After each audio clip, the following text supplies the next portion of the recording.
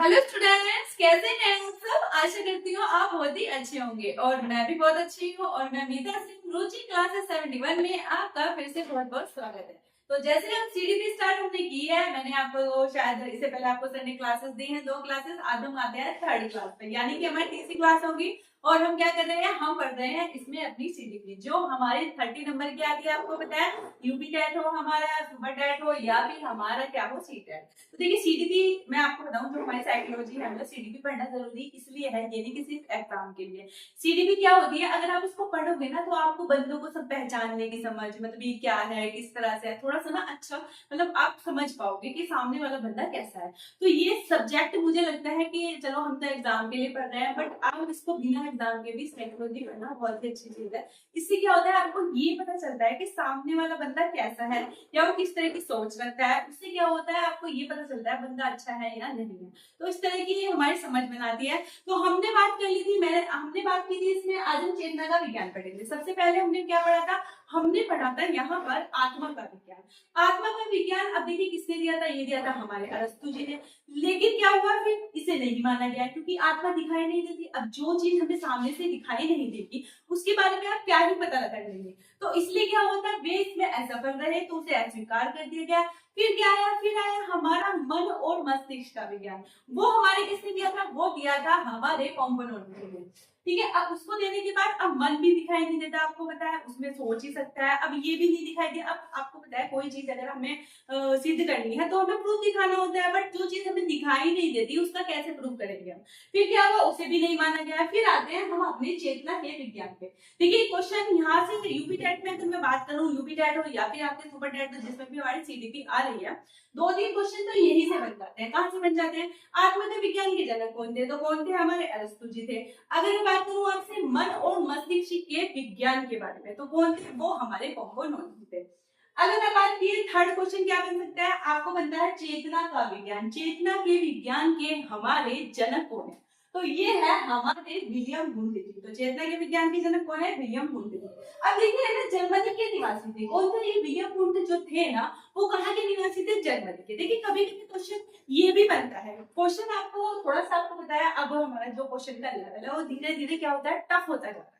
तो इसलिए आपको मैं कहती हूँ कि कोई भी चीज छोड़ने का तो मतलब है ही नहीं, हमें ना सब कुछ पढ़ना है और मतलब सब कुछ अच्छे से याद रखना है। तो देखिए अगर मुझे विलियम वुंड कहाँ के थे, तो ये हमारे क्या थे, जर्मनी के निवासी थे। जर्मनी के निवासी थे। अब जर्मनी में भी देखिए क्या थे, जर्मनी के मनोवैज्ञानिक, मनोविज्ञान के जनक थे। जर्मनी में क्या थे, मनोविज्ञान के जनक माने जाते हैं। और ये लिप्जिग विश्वविद्यालय में प्रोफेसर के पद पर रहे।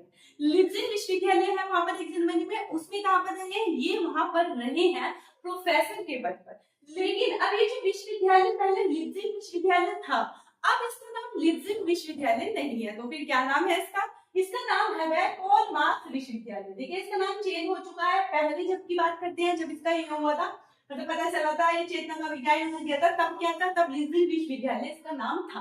बट अब नहीं है, अब क्या है, अब है हमारा पॉल मार्क्स विश्वविद्यालय। कौन सा विश्वविद्यालय, ये भी पूछ सकते हैं लिप्जिग विश्वविद्यालय का नाम पहले क्या था और अब क्या है। ठीक है, अब पूछ सकते हैं अब क्या नाम है, तो नाम क्या है इसका, पॉल मार्क्स विश्वविद्यालय अब फिलहाल में इसका नाम है।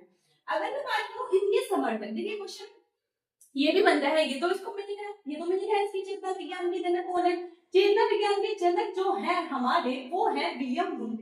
लेकिन अब इसके ये भी पूछना है कि इसके समर्थक कौन थे, यानी कि इनकी बात को कौन कौन कहते हैं कि हाँ भाई आप जो कह रहे हैं वो बिल्कुल ठीक कह रहे हैं, इसमें कोई गलत बातें होते हैं ना। कुछ तो हमारे समर्थक होते हैं, कुछ हमारे आलोचक होते हैं। जो आलोचक होते हैं वो कहते हैं नहीं ये बात तो बिल्कुल गलत है, जो समर्थक होते हैं वो कहते हैं नहीं भाई आप सही बात कह रहे हैं। तो उसमें समर्थक कौन कौन से थे, वो थे हमारे विलियम जेम्स। कौन थे, विलियम जेम्स। और सेकंड नंबर पे कौन थे, हमारे जेम्स सली। और कौन थे, हमारे वाइस या वाइफ। ये कौन थे, ये इनके समर्थक थे। यानी ये क्या कहते थे कि आपने जो बताया ना कि चेतना का विज्ञान है भाई, चेतना का विज्ञान जो है, तो ये बात ठीक है, ये मानते थे इनकी बात को। तो इसके समर्थक हुए, तो इनके समर्थक भी कभी कभी पूछ लेते हैं कि इनके समर्थक थे कौन। तो कौन कौन से थे, एक तो हमारे थे विलियम जेम्स थे। दूसरे नंबर की बात करूं तो थे हमारे जेम्स सली। कौन थे, जेम्स सली। थर्ड नंबर की बात करूं तो वाइस या कौन थे, हमारे वाइस थे या हमारे वाइफ थे। ठीक है, विलियम जेम्स को अमेरिका में क्या माना जाता है, इनका जनक माना जाता है, किसका, साइकोलॉजी का, मतलब मनोविज्ञान का जनक माना जाता है। अब बात करते हैं, देखिए चेतना।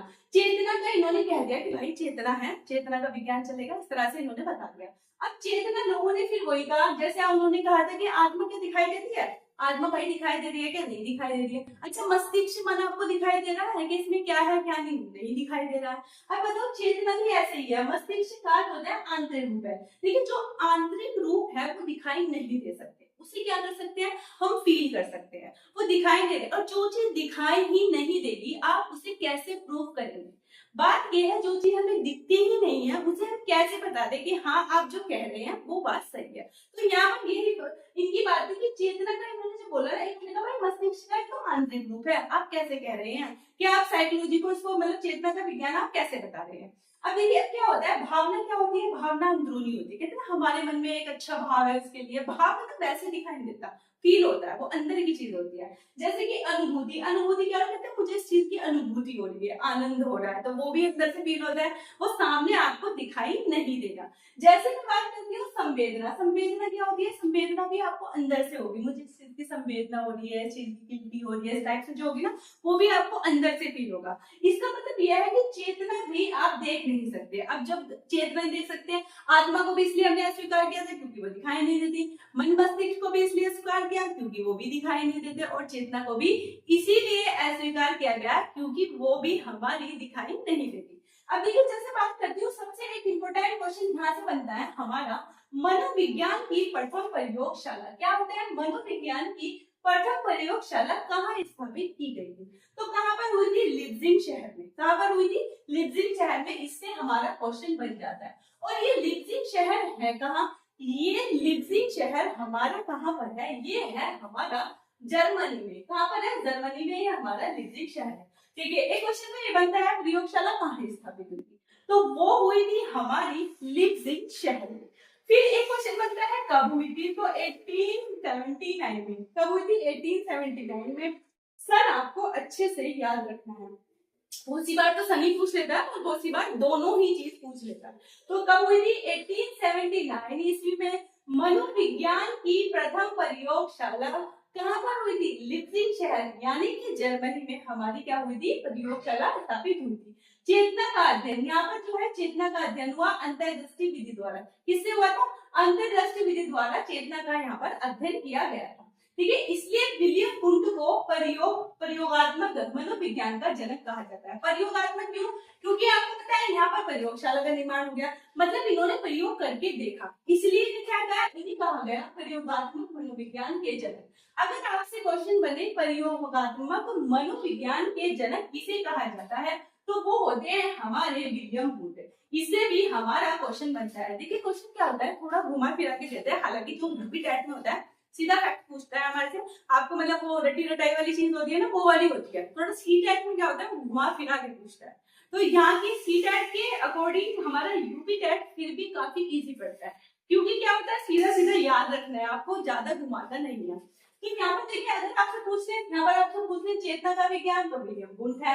अगर आपसे पूछ ले कि यहाँ पर प्रयोगात्मक मनोविज्ञान के जनक कौन है, तो प्रयोगात्मक मनोविज्ञान के जनक भी हमारे कौन हो जाएंगे, हमारे हो जाएंगे यहाँ पर विलियम वुंड।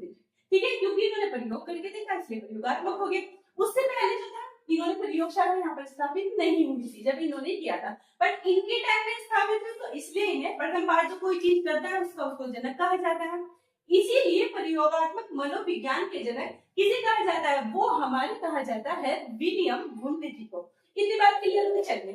ये तो बात थी कि हमारे मनोविज्ञान की प्रथम प्रयोगशाला मैंने आपको बता दी, हमारे भारत में हुई थी। अब देखिए जब हम पढ़ रहे हैं तो भारत की भी बात करेंगे, भाई भारत में कब हुई थी, हर चीज हम जो भी पढ़ते हैं ना कि विश्व में ये हुआ, फिर हम देखते हैं हमारे भारत में कब हुआ। तो अब देखेंगे हमारे भारत में कब हुई थी, भारत में 1916 में कलकत्ता में। देखिए अगर आपसे पूछे भारत में हमारी देखिए मनोविज्ञान प्रथम प्रयोगशाला स्थापित की गई थी, भारत की अगर बात की जाएगी तो कब स्थापित की थी और हमारे किसने स्थापित की थी।